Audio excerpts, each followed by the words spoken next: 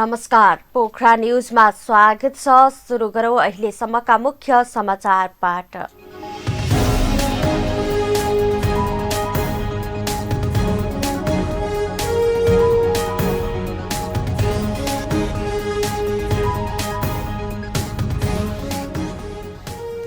तामाङ समुदायले मनाउने सोनाम लोछार अर्थात् नयाँ वर्ष पर्व आज विविध कार्यक्रमको आयोजना गरी मनाइँदै सरकारले दियो देशभर सार्वजनिक बिदा।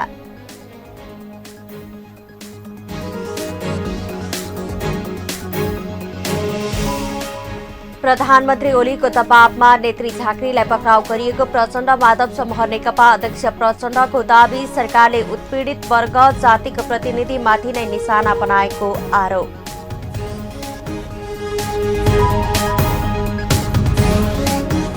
संसद विघटनको मुद्दा अदालतमा विचाराधीन भएकाले यसबारेमा बोल्न नमिले कांग्रेस सभापति देउबाको भनाई। संसद पुनर्स्थापना वा चुनाव दुवैको तयारीमा रहन निर्देशन।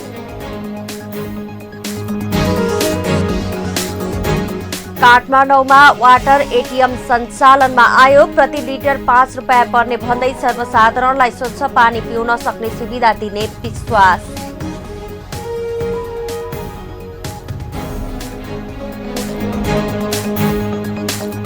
र जारी राष्ट्रिय महिला लीग फुटबल प्रतियोगितामा विभागीय टोली आर्मी र वालिङ नगरपालिका विजयी। विराटनगर महानगरपालिका र चौतन्दै गढी नगरपालिका पराजित।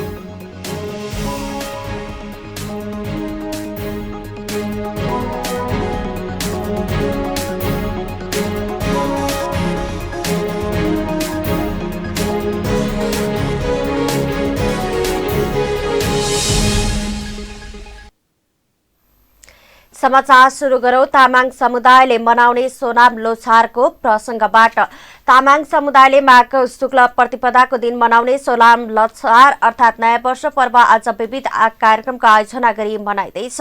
मञ्जुश्री पात्रो अनुसार आजदेखि 2857 वर्ष सुरु हुन्छ। आजदेखि मुसा वर्ष पूरा भई गाई वर्ष प्रवेश हुन्छ। प्रत्येक वर्ष माघ शुक्ल प्रतिपदाको अवसरमा विभिन्न कार्यक्रमको गरी सोनाम लोछार पर्व मनाइन्छ।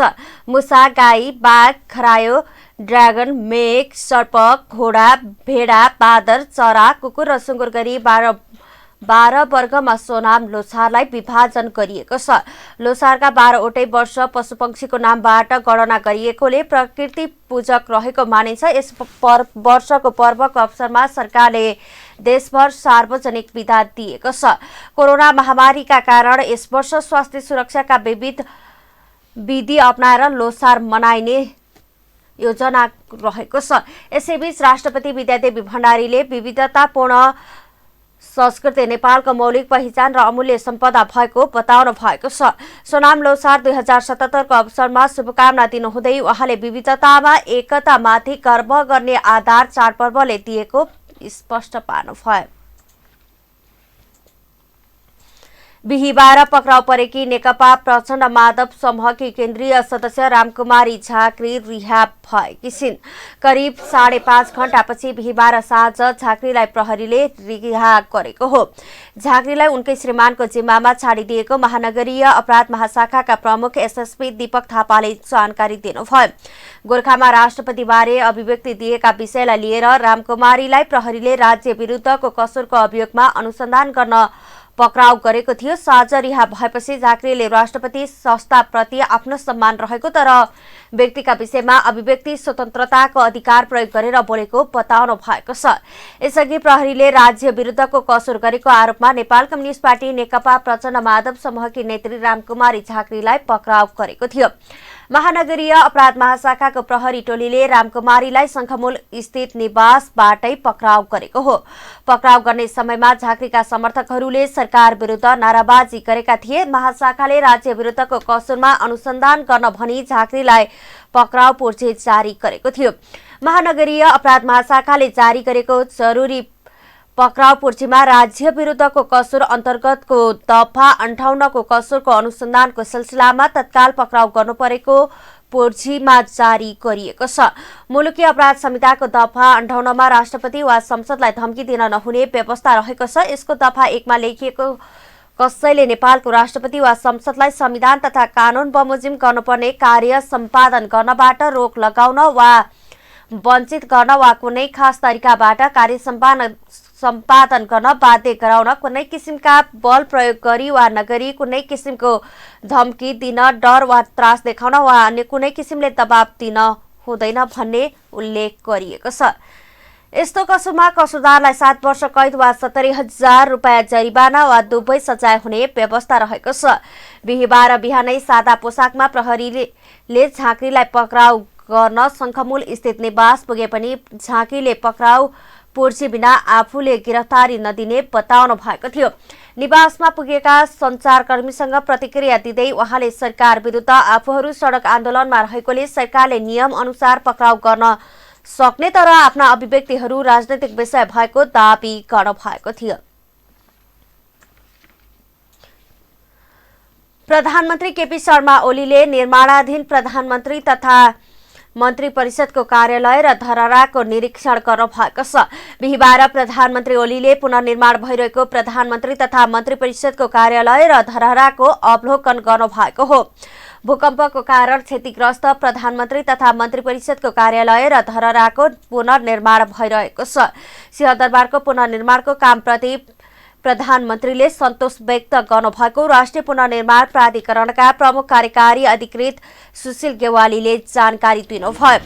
सिंहदरबारकै पुनर्निर्माणको काम सकेर फागुन 3 गते उद्घाटन गर्ने गेवालीले जानकारी दिनुभयो। धरहरा पुनर्निर्माणको काम पनि राम्रो भएको प्रधानमन्त्रीले प्रतिक्रिया दिनुभएको गेवालीले बताउनुभयो। आज सम्माननीय प्रधानमन्त्रीज्यू एवं माननीय प्रधानमन्त्रीज्यू सहितको टिम एवं सम्माननीय प्रधानमन्त्रीको धर्मपत्नी म्याडम सहित चाहिँ आज यो धरहरा र सिंहदरबारको भ्रमणको कार्यक्रम सम्पन्न भयो। अवलोकन भ्रमणको हिसाबले अनुगमनको हिसाबले चाहिँ आउनुभएको थियो र त्यसमा चाहिँ अहिलेसम्म चाहिँ पुनर्निर्माण प्राधिकरणले जसरी यो धरहराको काम अगाडि बढाएको छ, सिंहदरबारको पुनर्निर्माणको काम अगाडि बढाएको छ, त्यसप्रति सम्माननीय प्रधानमन्त्रीज्यूले सन्तोष व्यक्त गर्नुभयो र यसको साथसाथै चाहिँ हामीले सिंहदरबारको पुनर्निर्माणको काम सम्पन्न गरेर यही फागुन 3 गतेका दिन त्यसको उद्घाटन गर्ने कार्यक्रम रहेको छ। त्यो चाहिँ कार्यले शुभारम्भ हुनेछ र चाहिँ त्यहीबाट नेपाल सरकारको तर्फबाट अरू कार्यक्रमहरू पनि त्यहाँ चाहिँ आयोजना हुनेछन्। त्यो हिसाबले हामीले चाहिँ अहिले भर्खरै सिंहदरबारको कार्यक्रमहरू सम्पन्न गरेर चाहिँ त्यसको अवलोकन भ्रमण सम्पन्न गरेर धरहराको 21 तलासम्मको पुनर्निर्माणसम्मको काम सम्पन्न भइसकेको र बाँकी रहेको 2 तलाको निर्माण कार्य फागुन महिनाभित्र सम्पन्न गर्ने गरी काम अघि बढेको राष्ट्रिय पुनर्निर्माण प्राधिकरणका प्रमुख कार्यकारी अधिकृत गेवालीले जानकारी दिनुभयो। नेपाल कम्युनिस्ट पार्टी नेकपा प्रचण्ड माधव समूहका अध्यक्ष पुष्पकमल दाहालले प्रधानमन्त्रीको ठाडो आदेशमा नेत्री रामकुमारी झाँक्रीलाई पक्राउ गरिएको बताउनु भएको छ। बिहीबार पार्टी कार्यालय पेरिस डाँडामा आयोजित आदिवासी जनजाति मगर संघ नेपालको राष्ट्रिय भेलालाई सम्बोधन गर्नुहुँदै अध्यक्ष दाहालले प्रधानमन्त्रीले नेत्री झाँक्रीलाई पक्राउन आदेश दिएको दावी गर्नुभएको हो। झाँक्रीलाई पक्राउ गरेको घटनाले सरकारले उत्पीडित वर्ग जातिको प्रतिनिधिमाथि नै निशाना बनाएको भन्दै अध्यक्ष दाहालले त्यस विरुद्ध एकजुट हुन पनि आह्वान गर्नुभयो। जोदेखि नै पक्रिन बल गरेको थियो, तथाकथित चाहिँ राष्ट्रपतिको बारेमा चाहिँ गलत बोल्यो भन्ने नाममा चाहिँ प्रधानमन्त्रीको ठाडो आदेशमा पुलिसलाई पक्रिनै पर्यो, जसरी पनि पक्र भनेको छ भन्ने थियो। हामीले रोक्न बल गऱ्यौँ हिजो बेलुकादेखि अहिले बिहानसम्म पनि। अहिले भर्खरै खबर आयो उनीहरूले जबरजस्ती कमरेड रामकुमार झाँक्रीलाई पक्राउ गरेर लिएर गएका छन्। यो पनि तपाईँ मगर मोर्चाको निम्ति, मगर नेताहरूको निम्ति पनि, हाम्रो कम्युनिस्ट पार्टीको निम्ति पनि एउटा चुनौती भएको छ। उनीहरूले यही हमला गरे। हेर्नु होला हमला कहाँ गरे त भन्दा उत्पीडित वर्ग जातिका प्रतिनिधिमाथि चाहिँ हमला गर्न खोजेका छन्। त्यो त उहाँ त मलाई लाग्छ छिटै नै छुट्टी नै हाल्नु होला, तर पनि उनीहरूको नियत त देखियो नि कहाँ प्रहार गर्न खोजेका छन्। जसले लोकतन्त्रको पक्षमा प्रखर ढङ्गले आफ्नो विचारहरू राख्ने काम गर्यो, त्यहाँ त्यो विचारमाथि, लोकतन्त्रमाथि ताला लगाउने, चाबी लगाउने जो षड्यन्त्र भएको छ, यसका विरुद्ध पनि तपाईँहरूले पनि एउटा प्रस्ताव पारित गर्नु होला। हामी पनि फेरि पार्टीको तर्फबाट गर्नुपर्ने सबै काम गर्छौँ। उत्पीडित जातिको प्रतिनिधित्वका लागि आफूले प्राप्त गर्न सक्दो जति उपलब्धि प्राप्त गरेको भन्दै उहाँले थप उपलब्धिका लागि प्रयासरत रहनुपर्ने बताउनुभयो। कुनै एउटा वर्गको विचारले सम्पूर्ण रूपमा जितेर आएको संविधान नभएकोले केही राम्रो र केही नराम्रा पक्ष पनि रहेको भन्दै उहाँले जित्ने र हार्नेको बीचको सम्झौताको रूपमा बुझिदिन पनि उहाँले आग्रह गर्नुभयो। यसलाई नजरअन्दाज गर्न यो केही नै होइन भन्न हुँदैन। त्यो व्यक्ति मात्रै भएको मात्रै पनि बुझ्न हुँदैन। उपराष्ट्रपति मगर भए, सभामुख मगर भए, मन्त्री मगर भए, मगर सभामुख भएर सानै उमेरमा साँच्चै कसैले प्रश्न उठाउन नसक्ने गरी काम गरेर देखाएको पनि त हो र चाहिँ परिणाम देखाउन सक्ने मन्त्रीका रूपमा स्थापित पनि त भए। उहाँले विगतमा भन्दा तुलनात्मक रूपमा स्थानीय तहदेखि केन्द्रसम्मको प्रतिनिधित्व कायम गर्न सक्नु पनि उपलब्धि नै भएको भन्दै त्यस प्रकारको उपलब्धि जोगाइराख्नका लागि सरकारको प्रतिगमन विरुद्ध एकजुट हुन पनि सबैलाई अपील गर्नुभयो। नेपाल कम्युनिस्ट पार्टी क्रान्तिकारी माओवादीका महासचिव मोहन वैद्य किरणले प्रतिनिधि सभाको विघटन संसदीय व्यवस्थाको असफलताको अभिव्यक्ति भएको बताउनु भएको छ। बिहिबार 4 कम्युनिस्ट पार्टीहरूको रणनीतिक संयुक्त मोर्चा घोषणा कार्यक्रममा बोल्दै महासचिव वैद्यले प्रतिनिधि सभाको विघटन संसदीय व्यवस्थाको असफलताको अभिव्यक्ति भएको बताउनु भएको हो। सरकारले समाजवाद र समृद्धिको कुरा गरिरहेको भए पनि साम्राज्यवादी नव उदारवादीको सिरानी हालेको उहाँको भनाइ छ। उहाँले नेपालमा संसदीय व्यवस्था असफल भएको र त्यसको फाइदा लिन वैदेशिक प्रतिक्रियावादी शक्तिहरू लागिरहेको बताउनु भयो। यो त नै असफलताको द्योतकको विपरीत घटना। असफल भइसक्यो संसदीय व्यवस्था। अब संसदीय व्यवस्थाले काम गर्न सक्दैन भन्ने समाजवाद, समृद्ध नेपाल र सुखी नेपालीको कुरा गर्ने तर सिराना हाल्ने साम्राज्यवादी नवउदारवाद ढाँट कुरा कदापि टिक्नु सक्दैन। त्यस कारणले यो के हो भन्नुहुन्छ भने संसदीय व्यवस्थाको असफलताको अभिव्यक्ति हो। केही मात्रात्मक र उपलब्धिहरू हासिल भएका छन्। बिहिबार मोहन वैद्य किरण नेतृत्वको नेकपा क्रान्तिकारी माओवादी, विप्लव नेतृत्वको नेकपा, ऋषिराम कटेल नेतृत्वको नेपाल कम्युनिस्ट पार्टी र आहुति नेतृत्वको वैज्ञानिक समाजवादी कम्युनिस्ट पार्टी नेपालले रणनीतिक संयुक्त मोर्चा घोषणा गरेका छन्। मोर्चाले वर्तमान प्रतिक्रियावादी राज्य संस्थाको अन्त्य, संसदीय व्यवस्थाको अन्त्य गरी जनगणतन्त्र र वैज्ञानिक समाजवाद स्थापना गर्ने उद्देश्य राखेको नेकपा क्रान्तिकारी माओवादीका महासचिव वैद्यले जानकारी दिनुभयो। प्रतिक्रियावादी राज्य सत्ताको अन्त, वर्तमान संसदीय व्यवस्थाको अन्त गरेर नेपालमा जनगणतन्त्र र वैज्ञानिक समाजवादको स्थापना गर्ने महान कार्यभार पूरा गर्नु यसको सबैभन्दा प्राथमिक महत्त्वको यसको उद्देश्य हुन्छ। मोर्चाले क्रान्तिकारी कम्युनिस्टहरूलाई गोलबद्ध गरी पार्टी एकता गरेर राष्ट्रियता, राष्ट्रिय स्वाधीनताको रक्षा गर्न र जनजीविकाको समस्या समाधान गर्न निरन्तर संघर्ष गर्ने पनि उहाँको भनाइ छ। रणनैतिक संयुक्त मोर्चाले पहिलो चरणको आन्दोलन पनि घोषणा गरेको छ। घोषित कार्यक्रम अनुसार भोलि माघ 29 गते काठमाडौँमा मोर्चाको घोषणा सभा, फागुन 6 गते बुटोलमा, फागुन 14 गते धनगढीमा, फागुन 18 गते इटहरीमा जनसभा गर्ने भनिएको छ। नेपाली कांग्रेसका सभापति शेरबहादुर देउवाले आदिवासी जनजातिहरूलाई आफ्नो पक्षमा ल्याउनुपर्ने आवश्यकता रहेको बताउनु भएको छ। नेपाली कांग्रेस आदिवासी जनजाति केन्द्रीय विभाग नेपाल आदिवासी जनजाति संघले बिहिबार पार्टी केन्द्रीय कार्यालयमा आयोजना गरेको नेपाली कांग्रेस र आदिवासी जनजातिको सवाल विषयक प्रशिक्षण कार्यक्रममा बोल्दै सभापति देउवाले आदिवासी जनजाति तथा दलितहरूलाई आफ्नो पार्टीको पक्षमा ल्याउनुपर्ने आवश्यकता रहेको बताउनु भएको हो। उहाँले नेपाली कांग्रेस पार्टीले आदिवासी जनजाति, महिला, दलित लगायतका सबैलाई आरक्षणको व्यवस्था गरेकोले कांग्रेस मात्रै समावेशी पार्टी भएको पनि बताउनुभयो। कांग्रेस समावेशी पार्टी भए पनि उल्टो प्रचार भएकोले उल्टो प्रचारलाई चिर्दै आफ्नो पक्षमा ल्याउनुपर्ने आवश्यकता रहेको उहाँको भनाइ छ। उहाँले भोलि सरकार बनाउनु पर्ने अवस्थामा आदिवासी जनजातिको पनि साथ चाहिने उल्लेख गर्दै जनतालाई आफ्नो पक्षमा ल्याउन काम गर्न नेताहरूलाई निर्देशन समेत दिनुभयो। हाम्रो पार्टी मात्रै समावेशी, वास्तविक रूपमा समावेशी पार्टी छ। तर समस्या एउटा के छ भनेदेखिलाई त्यहाँको जनसङ्ख्या जो आदिवासीको जनसङ्ख्या छ, आदिवासी दलितको जनसङ्ख्या छ, त्यसले के हुन्छ भनेदेखिलाई त्यसले भोट चाहिने नेपाली काङ्ग्रेसलाई जो जनसङ्ख्या छ, आदिवासीको जनसङ्ख्या छ, चाहे गुरुङ भन्नुहोस्, मगर भन्नुहोस्, तामाङ भन्नुहोस्, शेर्पा भन्नुहोस्, यदि जनजाति साथै छैन वास्तवमा मगर भन्नुहोस्, त्यो सबै समुदायमा ग्रासरुटदेखि नै तलदेखि नै हामीले काम गर्नुपर्ने अवस्था छ। सभापति देउवाले संसद विघटनको मुद्दा अदालतमा विचाराधीन भएकाले यसबारेमा नेपाली कांग्रेसले बोल्न नमिल्ने बताउनुभयो।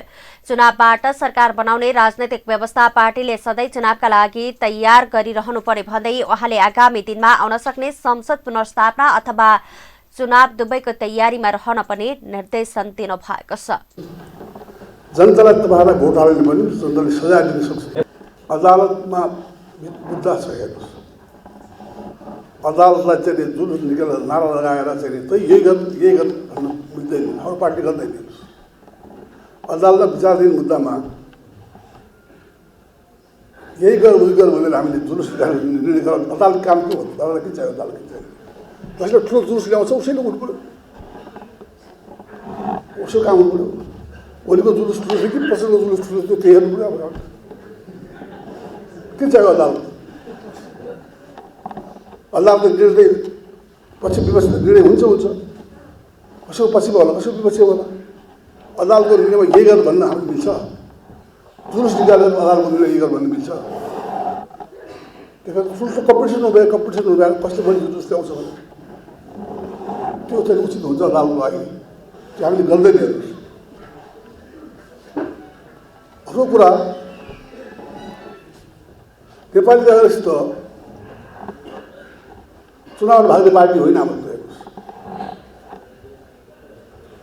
मैले मलाई थाहा छ हाम्रो पार्टी हार्छ, चुनाव गराएको हार्छ, नगराएको के हुन्थ्यो? संविधानिक सेवाले संविधान माग्ने भन्नु, त्यसै कारण चाहिँ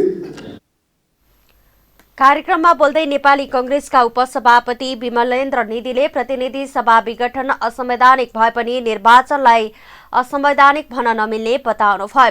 प्रधानमन्त्री ओलीको असंवैधानिक कदमको उपचार प्रतिनिधि सभाको पुनर्प्राप्ति नै भएको भन्दै चुनाव वा पुनर्स्थापनाबाट नै संविधानलाई लिगमा ल्याउन सकिने उहाँले बताउनुभयो। प्रतिनिधि सभाको पुनर्स्थापना र निर्वाचन दुवै संवैधानिक बाटो भएको उहाँको भनाइ छ। प्रतिनिधि सभा प्राप्त भयो भनेदेखि त सङ्कट समाधान भयो नि त, प्रणाली लिकमा आयो त, संविधान लिकमा त आयो त। यहाँ साथीहरू भन्नुहुन्छ संविधानमा लिकमा ल्याउनु, कसरी लिकमा ल्याउने? जुन पगडा लिकबाट बाहिर गयो त्यो पगडालाई फेरि लिकमा ल्याउनु नै तपाईँको लिकमा ल्याउनु त हो नि। अब त्यो पगडालाई लिकमा ल्याउने कुराको बाटो कुन हो त भन्ने दुईवटा बाटो छ। एउटा प्रतिनिधि सभाको पुनर्स्थापना, अर्को प्रतिनिधि सभाको लागि निर्वाचन। यो दुईटै बाटोबाट तपाईको प्रतिनिधि सभा प्राप्त हुन सकिन्छ। नेपाली कांग्रेसका सहमहामन्त्री प्रकाश शरण महतले कम्युनिस्टहरूले निर्वाचन जितेसम्म नेपालमा समृद्धि नआउने बताउनुभयो। कम्युनिस्टले निर्वाचन जितेसम्म जात जाति तथा संस्कृतिको सशक्तिकरण पनि नहुने उहाँको भनाइ छ। समृद्धि आउँदै भन्छ कम्युनिस्ट कहीँ पनि जित्दै, नेपालमा जितिरहेछ। नेपाल अपवाद भइराख्यो। जबसम्म यो अपवाद नेपाल भइरहेको छ, नेपालमा समृद्धि आउँदै जात जाति संस्कृतिको जुन हामी चाहिँ इम्पावरमेन्टको कुरा गरिराखेका छौँ त्यसले पूर्णता पाउँदै, त्यसो हुनाले नेपालमा जबसम्म कम्युनिस्ट विचारधारा असफल विचारधारा हो, यसले जनतालाई इम्पावर गर्दैन। सहमहामन्त्री महतले नेपाली कांग्रेसले पार्टीलाई समावेशी बनाएको कुराको प्रचारलाई पनि मजबुत बनाउनु पर्ने बताउनुभयो। नेपाली कांग्रेसले गरेको काम जनतामाझ पुर्याउन नसकेको उहाँको भनाइ छ। नेपाल कम्युनिस्ट पार्टी नेकपा प्रचण्ड माधव समूहका अध्यक्ष माधव कुमार नेपालले प्रधानमन्त्री केपी शर्मा ओलीले द्वन्द्व निम्त्याउन खोजेको बताउनु भएको छ। बिहिबार काठमाडौँमा आयोजित प्रशिक्षण भेला कार्यक्रमलाई सम्बोधन गर्दै अध्यक्ष नेपालले छापामार शैलीमा नेत्री रामकुमारी झाँक्रीलाई पक्राउ गरेर ओलीले द्वन्द्वलाई निम्त्याएको बताउनु भएको हो। तत्कालीन शाही शासनकालमा पनि राज्य संस्थाको पदाधिकारीमाथि टीका टिप्पणी हुने गरेको र त्यसो गरे बापत कसैलाई पक्राउ नगरिएको भन्दै उहाँले वर्तमान सरकारले भने दिन दहाडै हतियार सहितका प्रहरी पठाएर झाँकीलाई पक्राउ गर्ने काम गरेको बताउनुभयो। घात भएको होइन, उहाँ द्वन्द्व निम्त्याउन लाग्नु नारा लागेको होइन, बोलेका होइनन्, तर कोही मान्छे गिरफ्तार भएका थिए। आज त राष्ट्रपतिमाथि केही पनि गुनिएको खासै होइन, किनभने हिजो हामी सबैले सुन्यौं हाम्रो पार्टीका केन्द्रीय सदस्य रामकुमारी झाँक्रीको भाषण। उहाँले भन्नुभयो मर्यादामा म कुनै पनि प्रश्न उठाउन चाहन्न, मुक्ति पाउन सक्नुहुन्न। अनि कोही पनि मान्छे आलोचना भन्दा माथि हुन सक्छन्। त्यस्तै अर्का अध्यक्ष पुष्पकमल दाहालले पार्टीको आन्तरिक लोकतन्त्र नमान्ने प्रधानमन्त्री केपी ओलीले त्यसको लोकतन्त्रको अभ्यासलाई पनि नमानेको बताउनुभयो। लोकतन्त्रको अभ्यासलाई नमान्ने प्रमाणको रूपमा ओलीले संसद विघटन गरेको दाहालको भनाइ छ। केपी ओलीले माओवादी केन्द्रको केन्द्रदेखि तल्ला कमिटीहरूसम्म सचिवालयको बैठक बस्नु पर्यो भनेको मलाई उहाँले दिएको जवाब चाहिँ तपाईँले बाहुबली पाइहाल्नुभयो, फेरि आमाको गर्भमा पठाउने भन्ने कुरा जति मूर्खतापूर्ण, असम्भव, अवैज्ञानिक, अप्राकृतिक कुरा हुन्छ त्यस्तै हो।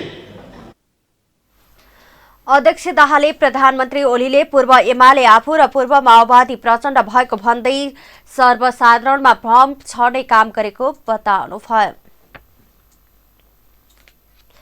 नेपालमा बिहिबार थप 89 जनामा कोरोना संक्रमण पुष्टि भएको छ। स्वास्थ्य तथा जनसंख्या मन्त्रालयका अनुसार नेपालमा कोरोना संक्रमितको संख्या 2,72,430 पुगेको हो। पछिल्लो 24 घण्टामा थप 111 जना निको भएसँगै निको हुनेको कुल संख्या 2,68,660 पुगेको मन्त्रालयले जनाएको छ। थप 5 जनाको मृत्यु भएको छ। नेपालमा कोरोनाका कारण ज्यान गुमाउनेको संख्या अहिलेसम्म 2052 रहेको छ। देशभर 1718 जना सक्रिय संक्रमित रहेका छन्। पोखरामा 19 सहित गण्डकी प्रदेशमा बिहिबार थप 21 जनामा कोरोना संक्रमण पुष्टि भएको छ।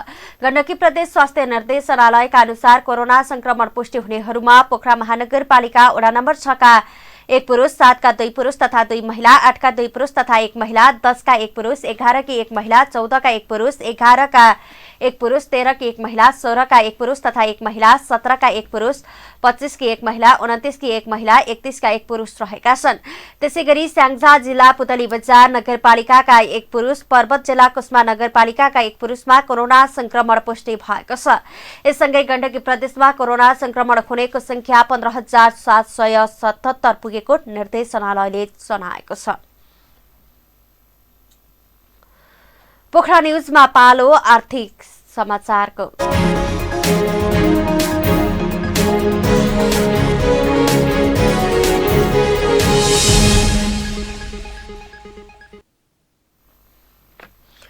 नेपाल सरकार खानेपानी मन्त्रालय, काठमाडौँ महानगरपालिका र काठमाडौँ उपत्यका खानेपानी व्यवस्थापन बोर्डको संयुक्त प्रयासमा बिहिबारदेखि काठमाडौँमा वाटर एटीएम सञ्चालनमा आएको छ।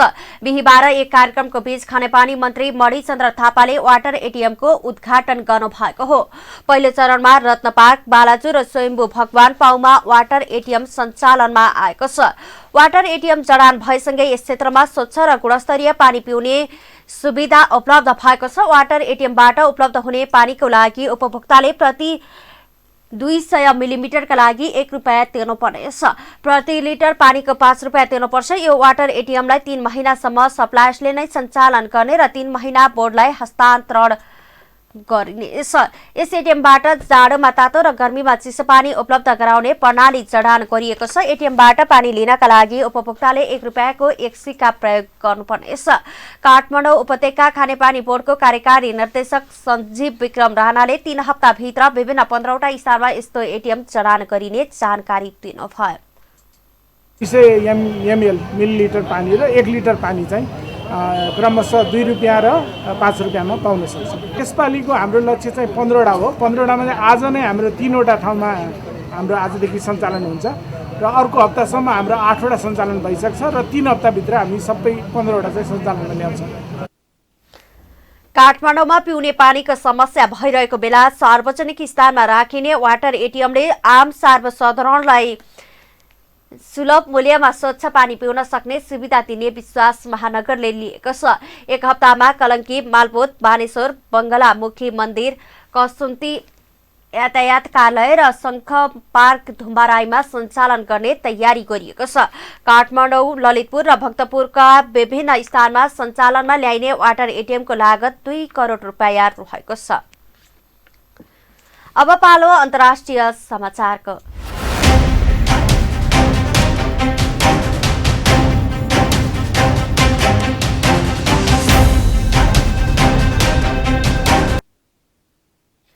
अमेरिकी राष्ट्रपति जो बाइडेन र चिनिया राष्ट्रपति सी जिनपिङ बीच टेलिफोन कुराकानी भएको छ। बाइडेनले राष्ट्रपतिको पदभार ग्रहण गरेपछि चिनिया राष्ट्रपतिसँग गरेको यो पहिलो टेलिफोन कुराकानी हो। बाइडेनले कुराकानीको क्रममा सिनजिङमा भएको मानव अधिकार उल्लङ्घनको विषयमा कुरा उठाएको व्हाइट हाउसले जनाएको छ। उहाँले व्यापार, हङकङमा भइरहेको चिनिया हस्तक्षेप र ताइवान तनावको विषयमा चासो व्यक्त गर्नु भएको थियो। कुराकानीमा इन्डो पेसिफिक क्षेत्र स्वतन्त्र र खुला रहोस् भन्ने अमेरिकाको चाहना रहेको बाइडेनले बताउनु भएको थियो। चिनिया सरकारी टेलिभिजनले राष्ट्रपति सीले खराब सम्बन्ध दुवै मुलुकका लागि घातक हुने जनाएको उल्लेख गरेको छ। अमेरिका र चीनबीच व्यापार र कोरोना महामारीको विषयलाई लिएर तनाव छ। बेजिङले अमेरिकी नयाँ प्रशासनसँग अघिल्लो ट्रम्प प्रशासनले बिगारेको सम्बन्ध सुधारमा लगातार जोड दिँदै आएको छ। पोखरा न्युजमा पालो खेल समाचारको।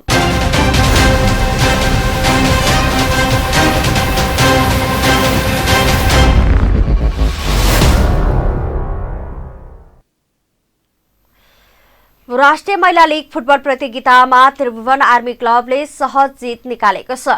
बिहीबार विराटनगर महानगरपालिकामाथि 7-0 गोलको जित निकाल्दै आर्मीले लिगमा 7औं जित निकालेको हो। एन्फा कम्प्लेक्समा भएको खेलमा आर्मीलाई जित दिलाउन शर्मिला थापा र विमला विक्कले 2-2 गोल गर्दा सपना लामा, विमला चौधरी र रश्मि घिसिङले 1-1 गोल गरेका हुन्। दोस्रो स्थानको आर्मीले 9 खेलमा 22 अङ्क जोडेको छ भने शीर्ष स्थानको एपीएफको 24 अङ्क रहेको छ। विराटनगर 10 अङ्क जोडेर 5औं स्थानमा रहेको छ। यस्तै अर्को खेलमा चौधन्धगढी नगरपालिका उदयपुरले 9औं हार बेहोरेको छ। चौधन्धीगढी स्याङ्जाको वालिङ नगरपालिकासँग 7-1 ले पराजित भएको हो।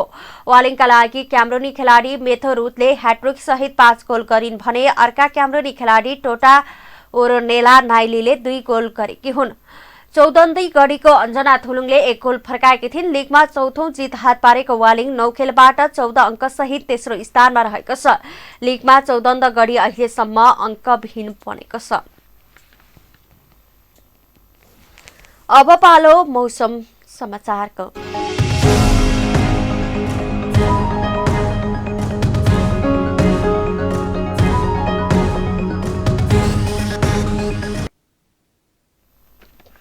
हाल देशको सुदूरपश्चिम प्रदेशमा र अन्य केही पहाडी भूभागहरूमा आंशिक बदली रहेको छ भने बाँकी भूभागमा मौसम सामान्यतया सफा रहेको मौसम तथा पूर्वानुमान महाशाखाले जनाएको छ। यस्तै दिउँसो देशभर आंशिकदेखि सामान्य बदली रही उच्च पहाडी तथा हिमाली भूभागका थोरै स्थानहरूमा हल्का हिमपातको सम्भावना रहेको छ भने राति देशभर आंशिकदेखि सामान्य बदली रहनेछ। उच्च पहाडी तथा हिमाली भूभागका थोरै स्थानहरूमा हल्का हिमपातको सम्भावना रहेको महाशाखाले उल्लेख गरेको छ। अब पछिल्लो 24 घण्टाको मौसमी विवरण।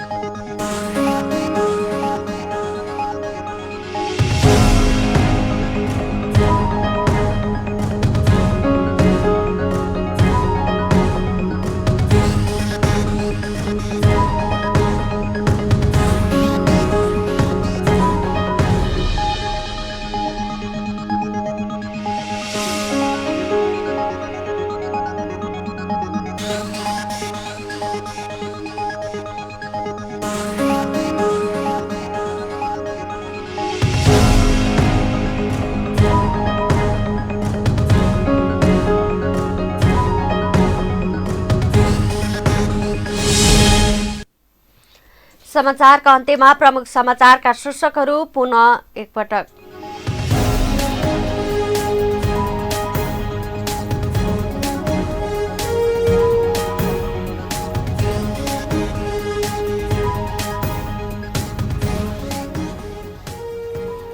तामाङ समुदायले मनाउने सोनाम लोछार अर्थात् नयाँ वर्ष पर्व आज विविध कार्यक्रमको आयोजना गरी मनाइँदै सरकारले दियो देशभर सार्वजनिक बिदा।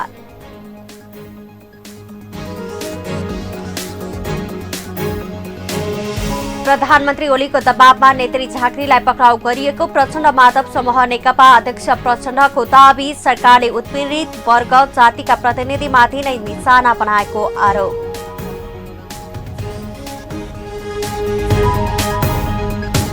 संसद विघटनको मुद्दा अदालतमा विचाराधीन भएकाले यसबारेमा बोल्न नमिल्ने कांग्रेस सभापति देउबाको भनाई। संसद पुनर्स्थापना वा चुनाव दुवैको तयारीमा रहन निर्देशन।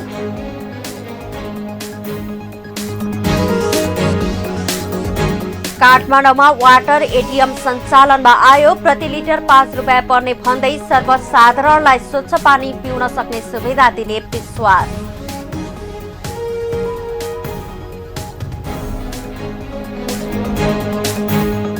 र जारी राष्ट्रिय महिला लीग फुटबल प्रतियोगितामा विभागीय टोली आर्मी र वालिङ नगरपालिका विजयी। विराट नगरपालिका र चौदण्डगढी नगरपालिका पराजित।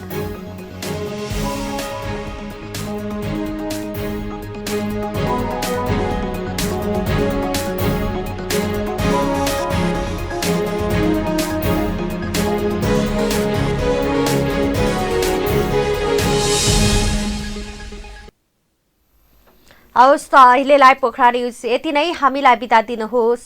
नमस्कार।